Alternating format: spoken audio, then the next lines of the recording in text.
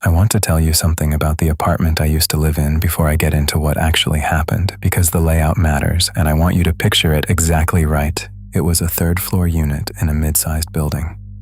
Nothing fancy.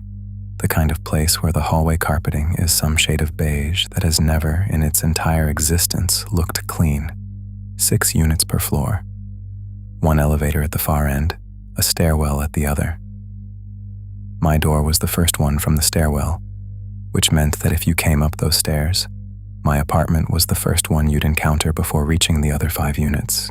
The hallway was also narrow, not alarmingly so, but narrow enough that you noticed it.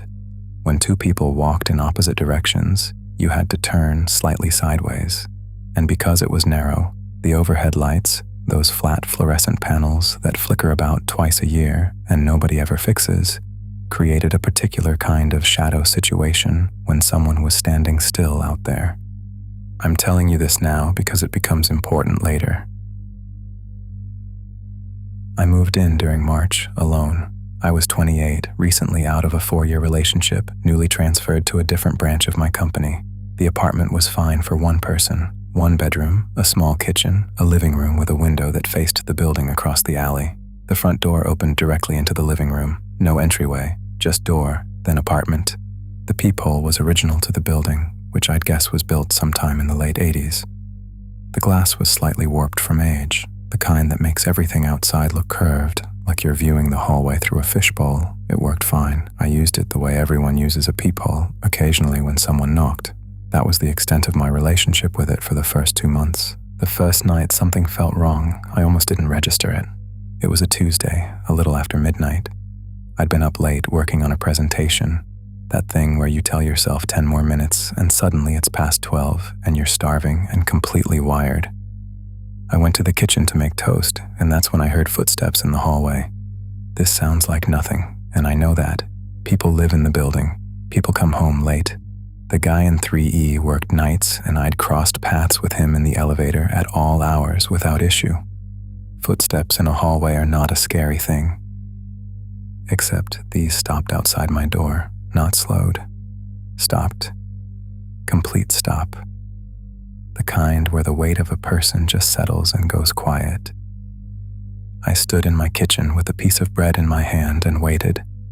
Maybe 8 seconds, maybe 10. Then the footsteps resumed, slow and deliberate, continuing down the hall toward the elevator. I told myself it was someone checking their phone, looking for their keys, pausing to send a text. All completely reasonable explanations that I actually believed because there was nothing else to do with it. I ate my toast and went to bed. I didn't think about it again for 4 days. The second time, it was later, nearly 2 in the morning. I'd woken up to use the bathroom, which I do sometimes. I drink too much water before bed. It's a thing. And on my way back through the dark living room, I noticed it. The light under my door was blocked. In a normal hallway, there's a thin strip of light visible at the bottom of your front door from the corridor fixtures outside. It's one of those things you never consciously notice until it's gone, and it was gone. Completely dark at the base of the door, edge to edge, the way it gets when something is pressed flush against the other side, when someone is standing right there. I froze in the middle of my living room. The apartment was dark. I hadn't turned any lights on after the bathroom, so whoever was on the other side couldn't see any sign that I was awake and standing 8 feet from the door. I waited. I didn't move. I kept my breathing as quiet as I could manage. The light came back, not gradually, all at once, like a switch.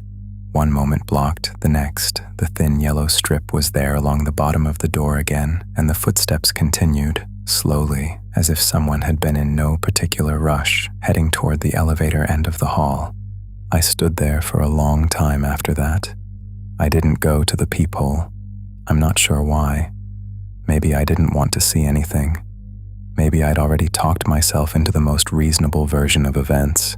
A neighbor, drunk, leaning against my door for a moment to check his phone. Again, the same explanation as before.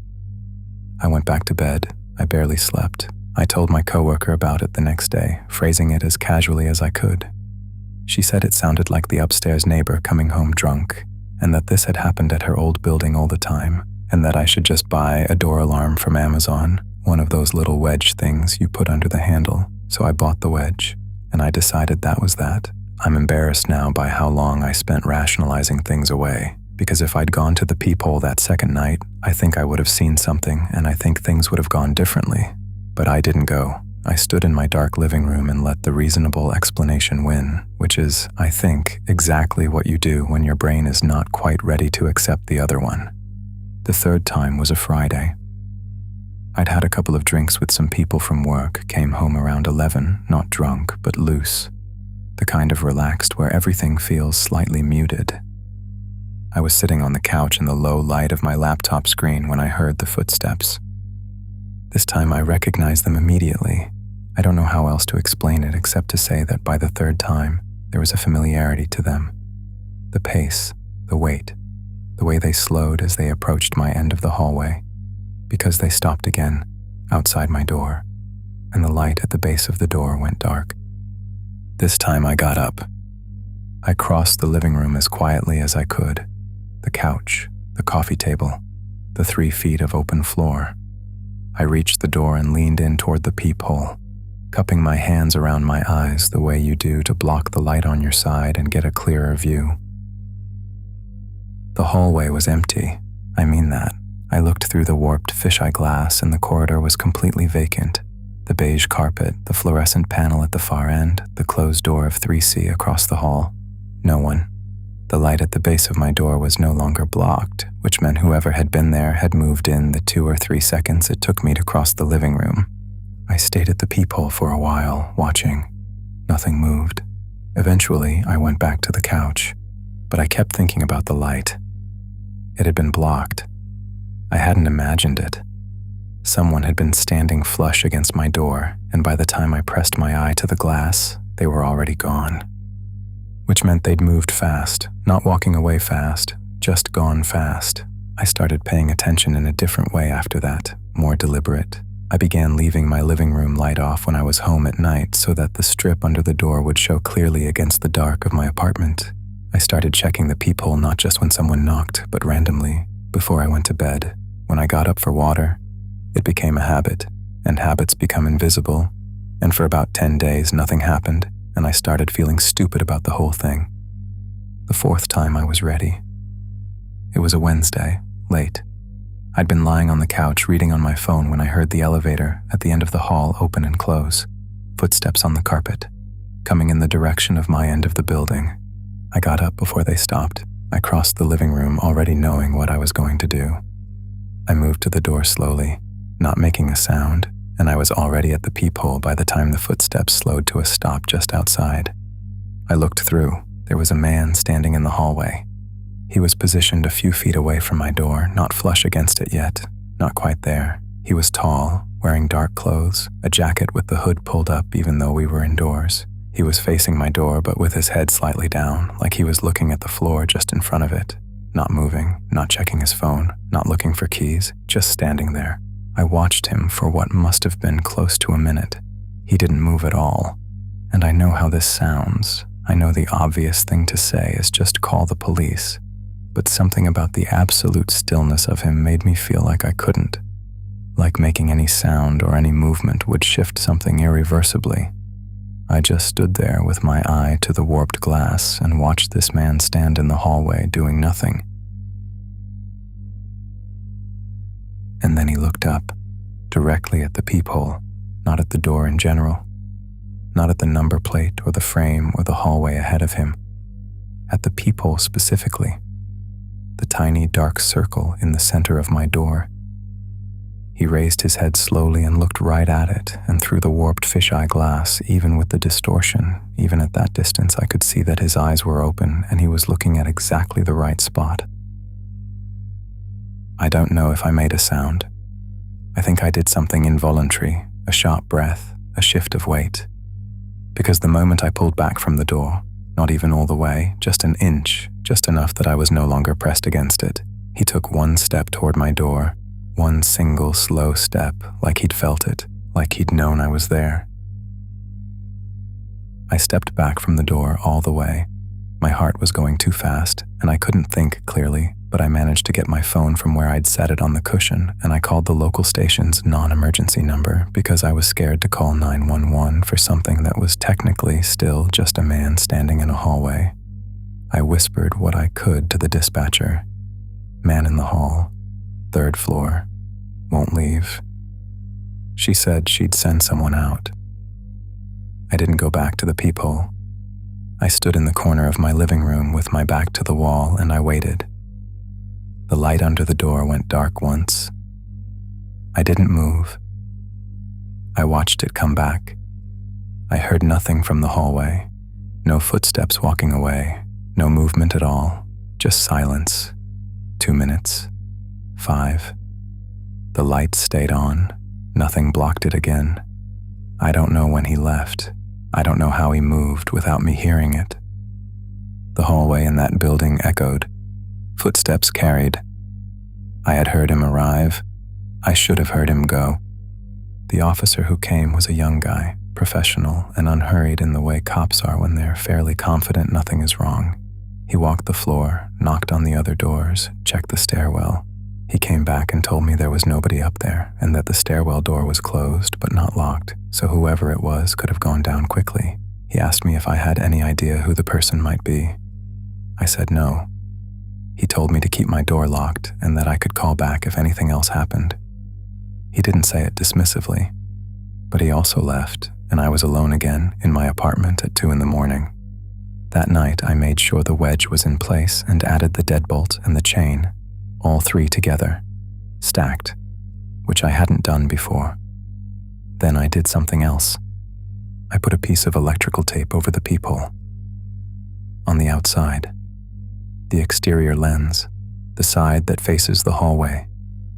The idea of him standing out there with his eye to the glass while I was sleeping was something I couldn't stop picturing, and I needed to remove that option. I pressed it flat and smooth and went to bed. I want to tell you that things stopped after that the man never came back, and I eventually peeled the tape away and forgot about it. But I don't actually know if things stopped. What I know is what I observed. What I observed for the next 2 weeks was nothing. No footsteps that paused, no light going dark under the door, no sounds from the hallway that were wrong, and I told myself it was over. Then I found the coin. It was a Sunday morning. I was leaving for the grocery store, and I opened the door and nearly stepped on it. A quarter sitting heads up on the doormat directly in front of my threshold, not near the mat, not to the side, centered, placed, in a spot where you couldn't have dropped it accidentally and had it land like that. You'd have to set it there. I stood in my doorway looking at it for a long time. I don't know for certain what it meant. I've thought about it since, and I've thought about it a lot. The most ordinary explanation is that someone set it there as a marker, to know if the door was being opened, to know if someone was home, coming and going, to know my schedule. The next most ordinary explanation is that someone put it there to get me to open the door. I picked it up and turned it over in my hand. Then I set it back down exactly where I'd found it, centered, heads up, right in the middle of the mat. I don't know exactly why I did that. Some instinct that said, leave it, see if it moves. I went back inside and I didn't go to the grocery store. I called my building manager, which accomplished nothing beyond a vague assurance that they'd look into it and mention it to the maintenance team. I called a friend and described everything from the beginning, all 4 instances, the man at the peephole, the coin. She told me what I already knew, which was that I needed to find somewhere else to stay for a few days. I stayed with her for a week. When I came back, the coin was gone. I don't know if the building manager removed it or someone else did. The tape was still on the peephole exterior, which I'd left in place intentionally. It was still there. Or rather, almost there. One corner of it had been lifted and pressed back down, leaving a faint crease along the edge, like someone had peeled it back from the outside to look through the lens and then smoothed it down again. I have thought about this detail more than any other. The tape, the corner, the precise, careful, almost courteous way it had been replaced. The fact that whoever was in that hallway, And I'm certain now that someone was there while I was gone, standing outside my door, peeling back a piece of tape to look through my peephole into my dark, empty apartment. Didn't want me to know they'd done it. I moved out 2 months before my lease ended. I paid the penalty. I've never lived in a building with shared hallways since. Only ground floor units with their own exterior doors, no corridors, no elevator at the far end of a long stretch of carpet where someone can stand just outside your door and watch the light. I still check the gap at the base of doors at night. I do it automatically now, without thinking about it. The way you check your pockets when you leave somewhere or lock the car twice in a parking garage. A habit that came from somewhere and never left. I never found out who it was. The building manager didn't follow up. The officer didn't call back. There were no other incidents that I'm aware of, no reports from neighbors, no pattern that came to light. Just a man in a hallway who moved without sound, who knew exactly where the peephole was, who could somehow feel when an eye pressed against the other side of the glass. Just the coin on the mat. Just the tape, smoothed carefully back into place. Just the question I still can't answer, which is how long he was watching before I noticed him. Because if he'd been there every night since I moved in, if it had been months before I happened to be awake and alert at the right moment, I would have had no idea. I think about that sometimes, sitting in my current place, which has a deadbolt and a chain and a camera above the door that I check from my phone every night before I sleep. I think about how many nights I walked past that door without looking through the peephole. I think about what might have been standing on the other side,